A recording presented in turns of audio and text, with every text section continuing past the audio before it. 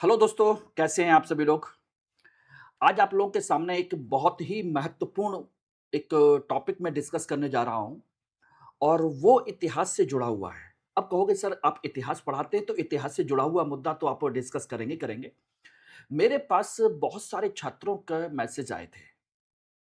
जब मैंने उपेंद्र सिंह की बुक मैंने उनको रीड कराई थी, तो काफ़ी सारे मैसेज थे। उन्होंने कहा कि सर किताब बहुत बल्की है, बहुत हैवी है और क्या ये हमको पढ़नी चाहिए, नहीं पढ़नी चाहिए? इसी रिगार्डिंग मैंने सोचा कि मैं क्यों ना आप लोगों के लिए एंशिएंट हिस्ट्री की उपेंद्र सिंह की बुक के बारे में मैं चर्चा करूँ कि इसे क्यों और कैसे पढ़ना चाहिए? कैसे पढ़नी चाहिए? ये एक बहुत बड़ा मुद्दा था। तो मैंने सोचा कि आज आप लोगों के साथ में वो चर्चा मैं कर ही दूँ। क्यों? कैसा रहेगा? मैं इसके सभी पहलुओं की चर्चा करूँगा। किताब क्यों कितनी इम्पोर्टेंट है? इसको किस तरीके से पढ़ना चाहिए? इनमें किन-किन चीज़ों पर फ़ोकस करना चाहिए? इसमें ऐसी क्या चीज़ है जो अन्य किताबों में नहीं है? ये सारी चीज़ों के जवाब हैं और यही वजह है कि उपेंद्र सिंह की बुक मार्केट में बच्चों के बीच में बहुत ज़्यादा डिमांडिंग है, लेकिन हर छात्र पढ़ नहीं पाता। उसका भी सॉल्यूशन ढूँढेंगे, लेकिन पहले इसको स्टार्ट करते हैं। प्राचीन भारत उपेंद्र सिंह की पुस्तक क्यों पढ़नी चाहिए? और ध्यान रखिएगा इसके बारे में अगर आपको कुछ और भी जानना है, कुछ और भी चीज़ें करनी है, तो आप मुझे फटाफट मेरे इस नंबर पर या इस स्कैन पर मुझे स्कैन करके स्कैनर के थ्रू टेलीग्राम ग्रुप को जॉइन कर सकते हैं। वहाँ से आपको सभी इन्फॉर्मेशन और सभी कंटेंट आपको मिल जाएगा, पीपीटी मिल जाएगी। ये मेरा इंस्टाग्राम है जिस पर आप फॉलो कर लीजिएगा और ये मेरा एक छोटा-सा कहा जाए कि मेरा परिचय है, इंट्रोडक्शन है जिसके माध्यम से आप समझ सकते हैं कि आप किस टीचर के अंडर में रह करके पढ़ना चाहते हैं और पढ़ रहे हैं, कौन आपको पढ़ा रहा है। ठीक है ना? तो चलिए सबसे पहले हम बात करते हैं इसी चीज़ को लेकर के। पहली बात तो ये ध्यान रखिएगा कि उपेंद्र सिंह की जो किताब है, वो एक किताब नहीं है। It's not just a book बल्कि एक ऐसी किताब है जो आपके अंदर एक इतिहासकार की आत्मा को घुसेड़ देती है। और उस नज़रिए को बताने की कोशिश करती है कि आखिर ये उपेंद्र सिंह की किताब हमें क्या बता रही है, यानी कि एक इतिहासकार की अप्रोच को बताने की कोशिश कर रही है। आप उसको समझिए। ये सिर्फ़ और सिर्फ़ कुछ घटनाओं का संकलन नहीं है, जैसा कि हम इतिहास को कहते हैं। हिस्ट्री क्या है? History is the compilation of fact. ये जनरली लोग कहते हैं कि ये तथ्यों का एक संग्रह है। नहीं, ये किताब तथ्यों के संग्रह के बारे में चर्चा नहीं करती, बल्कि चर्चा करती है कि उन घटनाओं के बारे में इतिहासकार क्या सोचते हैं, उसकी समझ आपको देती है। और यूपीएससी इस समय जो आपसे प्रश्न पूछ रहा है, बेटा एक चीज समझ लीजिए, इतिहास के जो प्रश्न हैं, वो अब वो सिंपल क्वेश्चंस नहीं पूछ रहा, ना ही प्री में, ना मेंस में और ना इंटरव्यू में। सिंपल क्वेश्चंस का उसके पूछने का कोटा खत्म हो चुका है। अब वो चाहता है कि आप उस सब्जेक्ट को ढंग से समझें, अंडरस्टैंड करें, एनालाइज करें, इंटरप्रेट करें, देन उसके बाद आंसर लिखें। और ये पिछले कुछ साल के पेपर आप देखोगे तो आपको वही नजर आएगा। इसीलिए ये बुक बहुत इंपॉर्टेंट है, बहुत बहुत बहुत इंपॉर्टेंट है। तो चलिए हम इसके सभी पहलुओं की चर्चा करेंगे जैसा कि आप इस समय देख रहे हैं। एक तरफ है फैक्ट। ध्यान रखना, एक तरफ है फैक्ट और एक तरफ है आपका डायमंड, यानी कि रॉ और फिनिश्ड आइटम। यानी कि एक तरीके से अगर हम बात करें तो ये पुस्तक है यूपीएससी। ध्यान रखना, अब फैक्ट नहीं पूछती, नहीं पूछती, ये उसके डिमांड में नहीं है। ये बात ध्यान रखिएगा, फैक्ट नहीं पूछती। हाँ, ऐसा भी नहीं है कि फैक्ट बिल्कुल ना पूछती हो, ऐसा भी नहीं है, ऐसा भी नहीं है। बल्कि यूपीएससी की जो डिमांड है दोस्तों, वो मैं आपको बता देता हूं, वो तीन विशेष तौर पर चीजें हैं जिनको हमें समझना चाहिए। एक है आपकी जिसे हम कहते हैं इंटरप्रिटेशन, यानी कि व्याख्या। इंटरप्रिटेशन,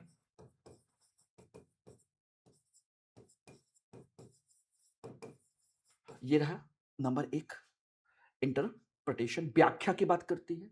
दूसरी बात करती है एविडेंस, यानी कि कोई भी घटना है तो उसका क्या एविडेंस है उसके बारे में यूपीएससी पूछ रहा है। यानी कि उस घटना का क्या पूछ रहा है, व्याख्या, इसकी व्याख्या करो क्यों और कैसे। देन उसका स्रोत क्या है, व्हाट इज द एविडेंस। और फिर तीसरा हिस्टीरियोग्राफी। हिस्टीरियोग्राफी का मतलब है इतिहासकारों की राय क्या है, जो इतिहासकार सोचते हैं उनकी व्याख्या क्या है, की समझ, वो क्या कहते हैं इस पर।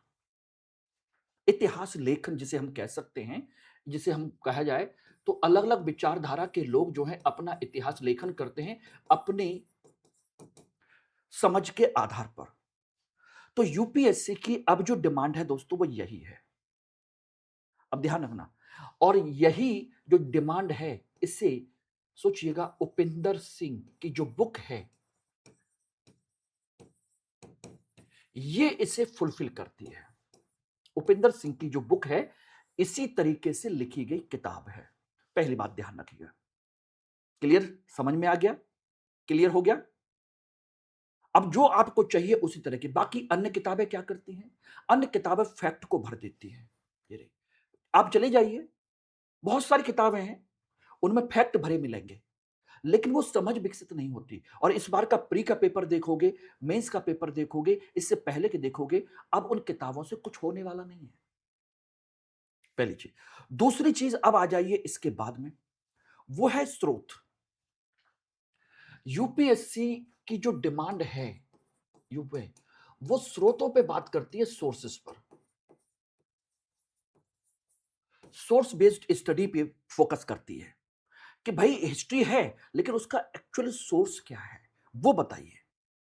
यानी कि देखा जाए तो हम कहें तो इतिहास में घटना है, कोई भी एविडेंस है, कोई भी इंसिडेंट है, उसका प्रमाण क्या है, एविडेंस क्या है, एविडेंस बताइए हमको।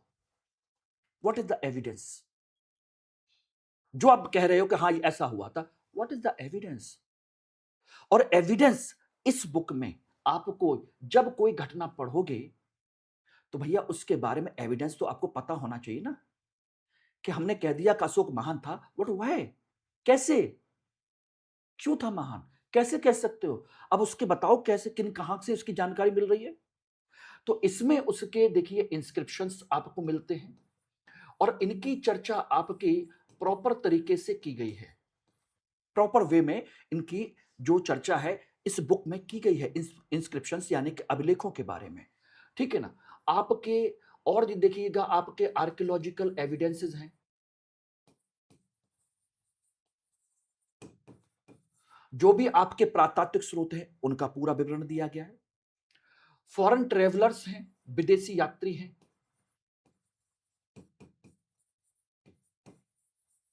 फॉरेन ट्रेवलर्स वो भी हैं, उनके अपने वर्णन हैं, रेफरेंस है, चाहे हेरोडोटस हो, प्लिनी हो, टोलमी हो, एरियन हो, प्लूटार्क हो, जस्टिन हो, कोई भी हो, मैगस्थनीज हो, ठीक है ना। आपके जो भी है, फाइयान है, वेन्सान है, लामा तारानाथ है, और आपका सोचिएगा बहुत सारे जो भी हैं, चाहे देखिए अरबी हो, तिब्बती हो, इंडो ग्रीक्स हो, कोई भी हो, उन सब के हैं। तो ये सारे के सारे सोर्सेज इस बुक में हर घटना के साथ उसको दिया गया है और उसी तरीके से ये किताब लिखी गई है। और आपको क्या लगता है, क्या अशोक महान था, आपने किसी ने कह दिया, किताब में लिख दिया, आपने मान लिया, बट क्या है उसका एविडेंस। और यही क्वेश्चन आपसे पूछे जा रहे हैं। अब आता है इसके बाद में हिस्टोरियंस की जो अप्रोच है, हिस्टोरियोग्राफी, विभिन्न दृष्टिकोण।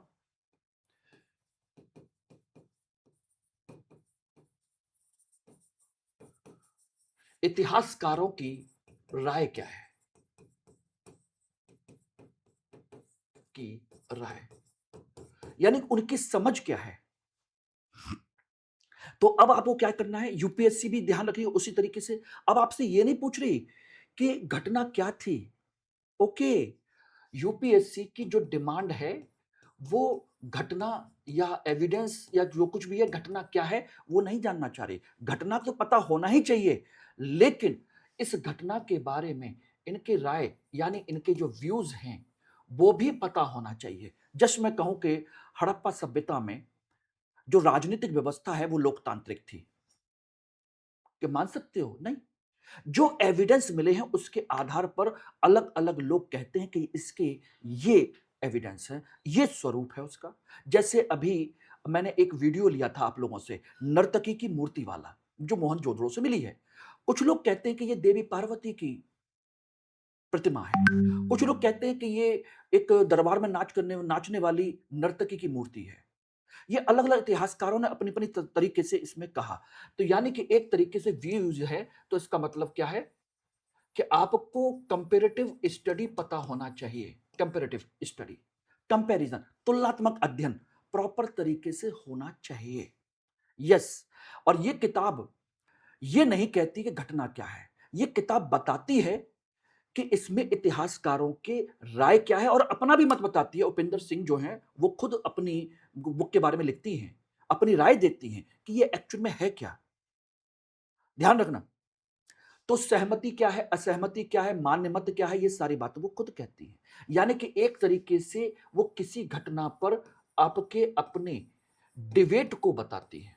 डिबेट को बताना, हमें इतिहासकारों के विभिन्न नजरिए हमको पता चलते हैं कि इन बातों का क्या नजरिया है, क्या नहीं है, किस तरीके से है, एवरीथिंग।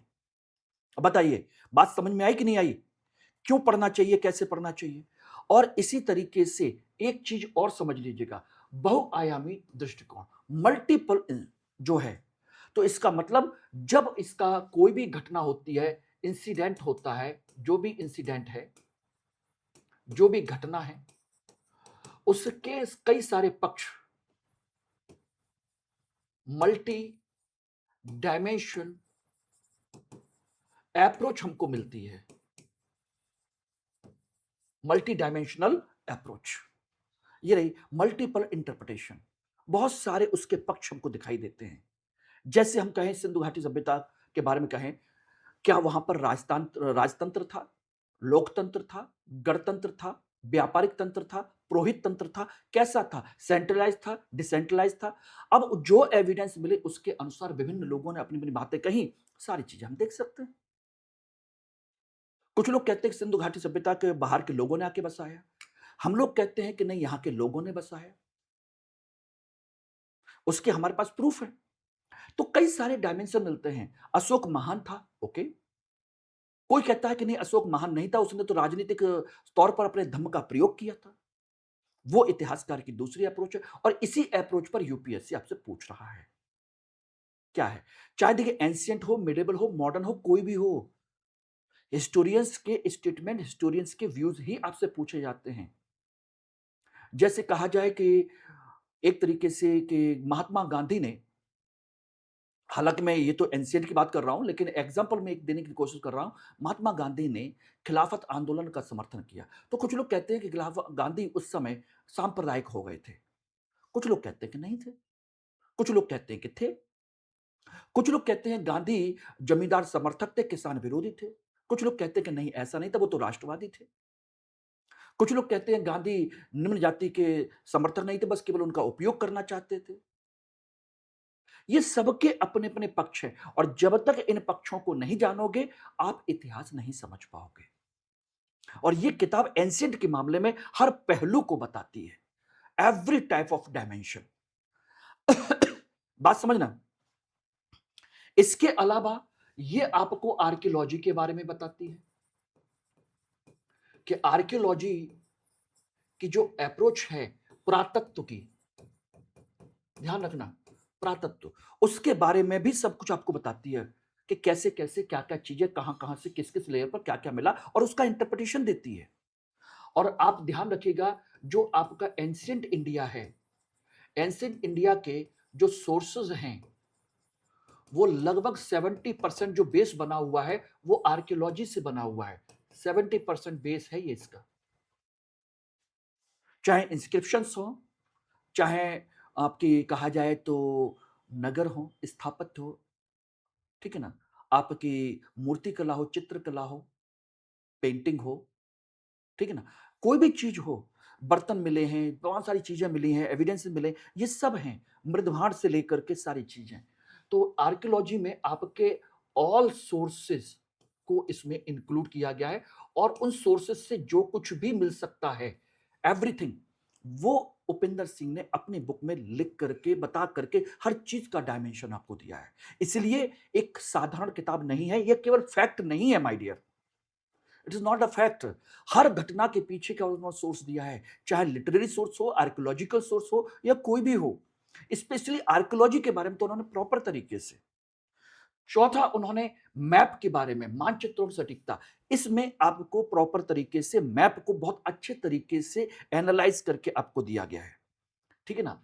मैप हुए या इसकी इमेजेस हुई जो भी उन्होंने यूज किए हैं, बहुत बेहतरीन इमेजेस और मैप उन्होंने यूज किए हैं, जिससे कि प्रॉपर टू द पॉइंट हमको सारी जानकारी मिल सके। अब इमेजेस और मैप के बारे में अगर हम बात करें तो इससे हमें क्या क्या जानकारी मिलती है प्रॉपर तरीके से, जो प्रॉपर पर्टिकुलर जो साइट्स हैं उनके बारे में। अब वो चाहे देखिए पैलियोलिथिक साइट्स हो, पाषाण काल की हो, मेगालिथिक हो, महापाषाण काल की हो, या आपके वैदिक पीरियड की साइट्स हो, महाजनपद पीरियड की साइट्स हो, कहीं की भी हो, एग्जैक्ट प्रॉपर तरीके से उनका ट्रेड रूट है, कहां कहां से वो ट्रेड करते थे, ट्रेड रूट उनके बारे में बताती है, व्यापारिक मार्ग कहां कहां पर थे, किस तरीके से थे, और जितने भी उनके सेंटर हैं, सेंटर चाहे वो रिलीजियस सेंटर हो, रिलीजियस हो, पॉलिटिकल हो, या इकोनॉमिकल हो, नगर वगैरह जो हैं, every type of centre, her centre को प्रॉपर तरीके से उन्होंने दिखाने की कोशिश की है। बुद्धिस्ट टेम्पल, कैपिटल, ट्रेड, बंदरगाह, पोर्ट्स, एवरीथिंग। इसीलिए उपिंदर सिंह की किताब बहुत बेहतरीन है और पढ़नी चाहिए, समझनी चाहिए, जानना चाहिए कुल मिलाकर के। इसके अलावा उन्होंने आर्ट एंड कल्चर का भी उसमें पूरा का पूरा कंसेप्ट दिया हुआ है। आर्ट एंड कल्चर का, आर्ट एंड कल्चर को उन्होंने प्रॉपर तरीके से इसमें रिलेट करने की कोशिश की है, यानी कि एक तरीके से आर्ट एंड कल्चर को सेपरेट नहीं दिया है, बल्कि उसको रिलेट किया है हमारे स्टडी से, कि कैसे वो हमारे साथ रिलेट थी, कैसे जुड़ी हुई थी, ठीक है ना। अब इसका कंसेप्ट रिलीजन से कैसे रिलीजन है, रिलीजन से, हमारी सोसाइटी से, भाई इन सारी आर्ट एंड कल्चर हमारा सोसाइटी का पार्ट है, सोसाइटी से, पॉलिटिकल लेवल पर, भाई किसी ने टेम्पल बनवाया तो उसके पीछे उसकी अप्रोच क्या है, सोसाइटिकल अप्रोच क्या है, इंपैक्ट क्या है, ये सारी चीजों को उन्होंने इंटररिलेट किया है।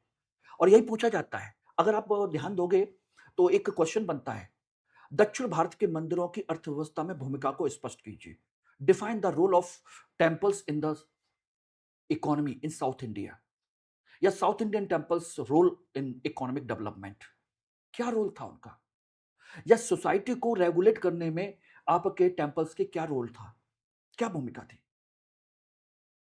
ये जो चीजें हैं ना, इन सारी चीजों को उन्होंने इसमें रिलेट किया, सारी चीजें की हैं कुल मिलाकर के।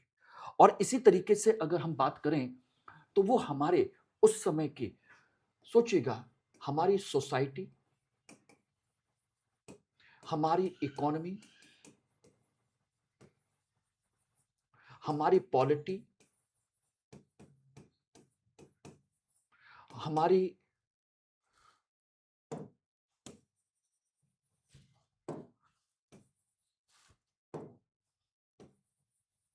पॉलिटी हुआ, या आपका रिलीजन हुआ, आर्ट एंड कल्चर हुआ, या कह लीजिए साइंस, साइंटिफिक डेवलपमेंट हुआ, डेवलपमेंट, कुछ भी हो, एवरीथिंग, उन्होंने सारी चीजों के बारे में डिटेल में डिस्कशन किया है, यानी कि इन सारी चीजों का डिटेल एनालिसिस, इंफॉर्मेशन नहीं दी है,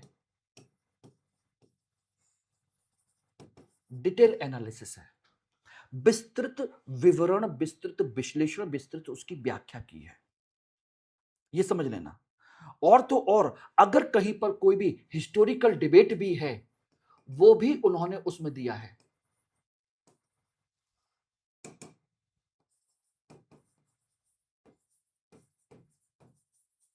हिस्टोरिकल डिबेट, ऐतिहासिक जो विवाद हो सकते हैं, चाहे आर्यों को लेकर के हो, अशोक को महान बनाने को लेकर के हो, अशोक के धम्म की व्याख्या को लेकर के हों, या हर्षवर्धन को लेकर के हों कि वो महान शासक था या महान विजेता था, समुद्रगुप्त के जैसा था या अशोक के जैसा था, ये सारी चीजें, इनमें एक-एक चीज को ढंग से प्रॉपर तरीके से हर एंगल को इसमें ध्यान दिया गया है। हिस्टोरिकल डिबेट, और ईच जो भी टॉपिक है, ईच इंपॉर्टेंट टॉपिक,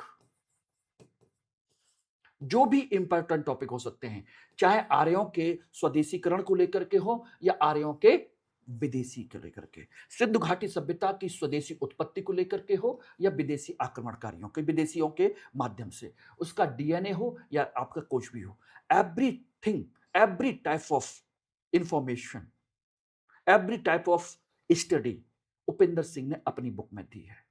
इसलिए इस बुक को ढंग से पढ़िए, समझिए। और यूपीएससी का नया ट्रेंड क्या है, ये आप लोगों को बहुत अच्छे तरीके से पता होना चाहिए।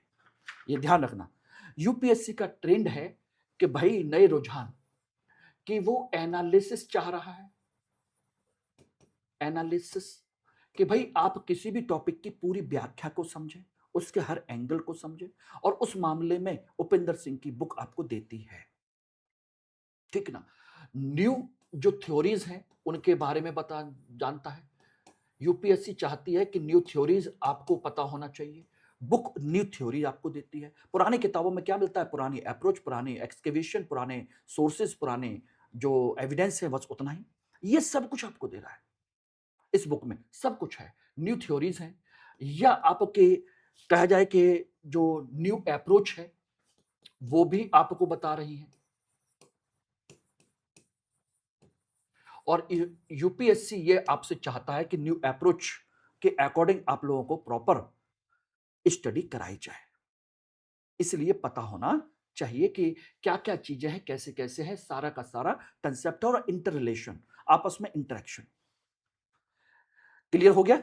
अब इसमें सबसे इंपॉर्टेंट जो चीज है वो आपको ध्यान देना है कि किन किन चीजों पर फोकस किया जाए, यानी कि इंपॉर्टेंट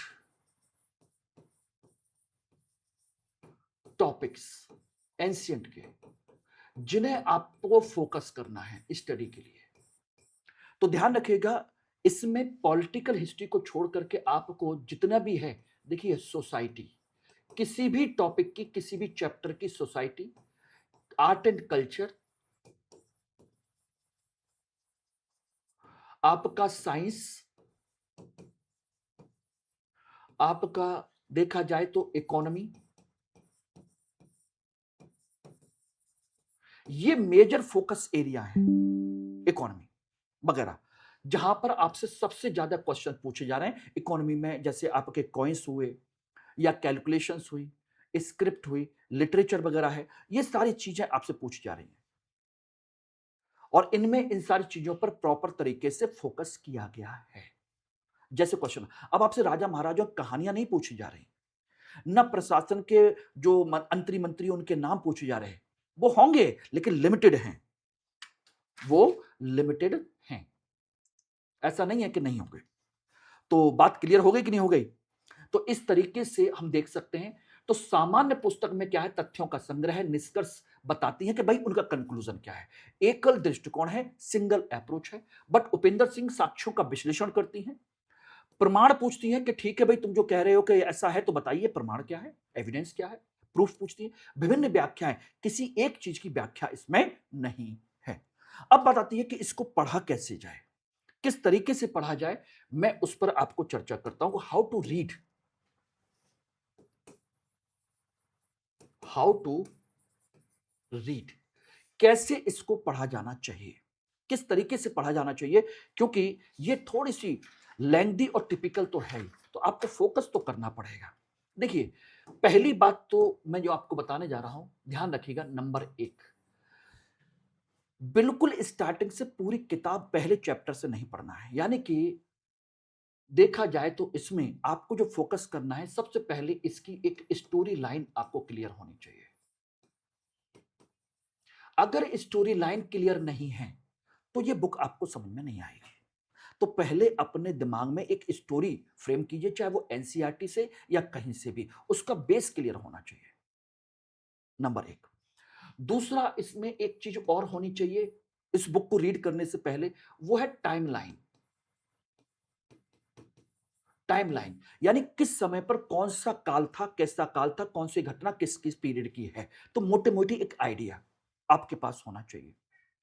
तीसरा, हमें इस चीज और क्लियर होनी चाहिए, सिविलाइजेशन, कि कब कौन सी सिविलाइजेशन कैसे कैसे थी।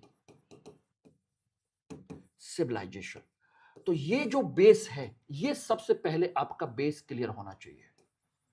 It should be clear the base, base clear होना चाहिए। और ये बेस क्लियर करने के लिए आपको फोकस करना चाहिए ओल्ड एनसीईआरटी। अगर आप इसको नहीं जानते, इसको नहीं पढ़ा है, तो आप उपेंद्र सिंह की बुक को समझ ही नहीं पाओगे बेटा। पहली बात तो यह ध्यान रखिएगा, ठीक, क्लियर हो गया। अब उसके बाद जब ये स्टोरी लाइन क्लियर हो जाए, तब आपको दूसरा फोकस करना चाहिए पार्ट ए। अब आता है part B, should be focus on some other activities. इसमें आपको हिस्ट्री की अप्रोच, जो फीचर्स हैं, इतिहास की विशेषताएं हैं, उन पर फोकस करना चाहिए। फोकस पॉइंट, पूरे चैप्टर के पूरे उसके किन किन चीजों पर किस तरीके से आपके दिमाग में एक फ्रेम होना चाहिए, फोकस पॉइंट, यानी कि जस्ट लाइक अ फ्रेम। और फ्रेम क्या बनाना है, नंबर एक, पॉलिटी। आपके दिमाग में पॉलिटी का बिल्कुल फ्रेम होना चाहिए कि कौन सा राजा किस काल का है, उसका प्रशासन, यानी कि एक तरीके से एडमिनिस्ट्रेशन, और उसका किंग, अगर कोई इंपॉर्टेंट किंग है तो ये आपको क्लियर होना चाहिए। नंबर टू, आपको उस समय की सोसाइटी के बारे में पूरी क्लियरिटी होनी चाहिए। सोसाइटी, भाई उसकी वर्ण वर्ण व्यवस्था क्या है, या उसका कहा जाए महिलाओं की स्थिति क्या है, ठीक है ना, जाति व्यवस्था क्या है, इस तरह के कास्ट सिस्टम से लेकर के वर्ण सिस्टम से लेकर के everything you should know. Number three, economy. Economy में agriculture, industries, handicraft, trade, etcetera, ये एक सीक्वेंस है, ये दिमाग में पहले से फ्रेम होना चाहिए, ठीक है ना। आपका फोर्थ है रिलीजन। रिलीजन में आपको क्या पता होना चाहिए, बेसिकली एक फ्रेम होना चाहिए रिलीजन को लेकर के, कि भाई उस समय कौन कौन से रिलीजियस एक्टिविटी चल रही थी, कौन कौन से गॉड एंड गॉडेस थे उस समय, उनके जो वर्शिप है, पूजा है, पाठ है, उपासना पद्धति है, उनमें किन किन चीजों का इंपॉर्टेंस बढ़ा, किस चीज का इंपॉर्टेंस घटा, ये सारी चीजें, ठीक है, रिलीजियस। उसी के अकॉर्डिंग आपका फिफ्थ पॉइंट जो है आर्ट एंड कल्चर है। आर्ट एंड कल्चर, अगर पहले से फ्रेम नहीं है तो भी इसको नहीं पढ़ पाओगे कि भाई आर्ट एंड कल्चर में आर्किटेक्चर है, ठीक है ना, स्कल्पचर है, पेंटिंग है, ठीक है ना, मूर्तिकला, चित्रकला, स्थापत्य कला, नृत्य संगीत है, डांस म्यूजिक वगैरह है, रंगमंच है, या लिटरेचर है, ये सारी चीजें आपके दिमाग में एक फ्रेम होना चाहिए। और उसी के अकॉर्डिंग इस बुक को पढ़ करके उसमें से इसी फ्रेम में अपने कंटेंट को पढ़ना है, उसी तरीके से दिमाग में सेट करना है, पढ़ते जाना है। अच्छा, पॉलिटी पढ़ना है, ओके, तो पॉलिटी में ये किंग है और इसकी ये एक्टिविटी है, ये इसका एडमिनिस्ट्रेशन है, और उसमें क्या क्या है, सारी चीजें। और जब इन सारी चीजों को पढ़ोगे तो ध्यान रखना, सिक्स्थ साइंस है, अगर कोई भी चीज है, और जब इसको पढ़ोगे तो तीसरा पॉइंट आपको बिल्कुल क्लियर होना चाहिए, थर्ड पॉइंट जिसे हम कह सकते हैं सी, वो है ईच टॉपिक का एविडेंस आपको क्लियर होना चाहिए। कि पॉलिटी पढ़ रहे हो, राजा महान था, ओके, राजा के पास सभी शक्तियां थी, तो हमको कैसे पता चलता है, उसके कुछ एविडेंस हैं कि वो एक कहा जाए कि निरंकुश शासक था, टोटलिटेरियनिज्म में भी बिलीव करने वाला, एब्सोल्यूट मोनार्की था, कैसे, तो उसके क्या प्रूफ है, या उसकी मिनिस्ट्री होती थी, उसमें जो मिनिस्टर्स होते थे, ग्रुप ऑफ मिनिस्टर्स होते थे, जिनको हम कह सकते हैं मंत्रिपरिषद, तो उनकी जो एडवाइस होती थी वो केवल एडवाइस होती थी, बाउंडेड नहीं थी, कैसे कहोगे इसको। ये चीजें आपको क्लियर होनी चाहिए। तो ये इस तरीके से आपको पढ़ना है, और पढ़ते समय उसको अंडरलाइन करते जाना है, इंपॉर्टेंट इंपॉर्टेंट पॉइंट्स पहले फ्रेम करना है, उसके बाद इसको सारी चीजें। और फोर्थ पॉइंट पर, डी पॉइंट पर मैं आपको लेकर के जाऊंगा कि भाई जब आपने पढ़ लिया है, तो अपना एक रजिस्टर मेंटेन करना है। मेंटेन,